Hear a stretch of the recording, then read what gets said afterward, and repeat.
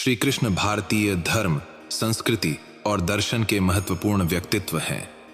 उन्हें भगवान विष्णु के 8वें अवतार के रूप में पूजा जाता है। उनका जीवन और उनकी शिक्षाएं महाभारत और भगवद गीता के माध्यम से जीवन के हर पहलू में मार्गदर्शन प्रदान करती हैं। दैनिक जीवन और अनुष्ठानों में श्री कृष्ण की प्रासंगिकता को समझने के लिए हमें उनके विभिन्न रूपों और उनके संदेशों को देखना होगा। श्री कृष्ण का व्यक्तित्व और जीवन दर्शन।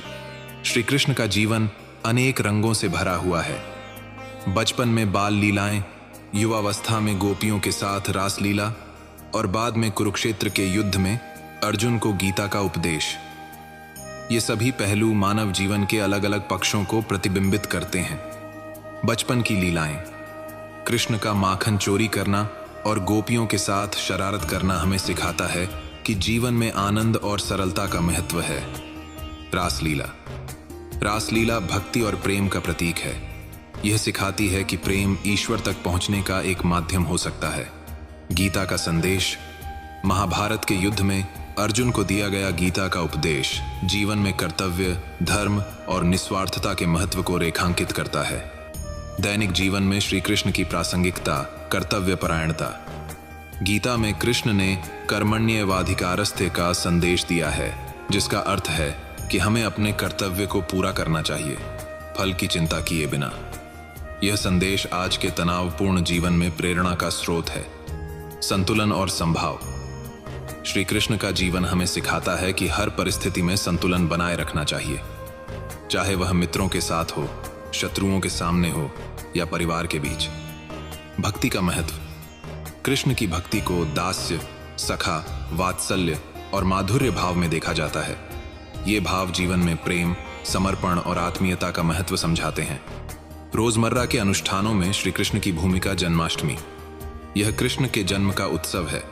इस दिन व्रत, कीर्तन और झांकियों के माध्यम से भक्त उनकी लीलाओं को स्मरण करते हैं। भजन कीर्तन।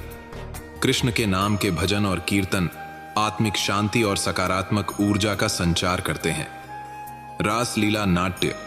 विभिन्न स्थानों पर रासलीला का मंचन किया जाता है, जो भक्तों को भक्ति और प्रेम के मार्ग पर प्रेरित करता है।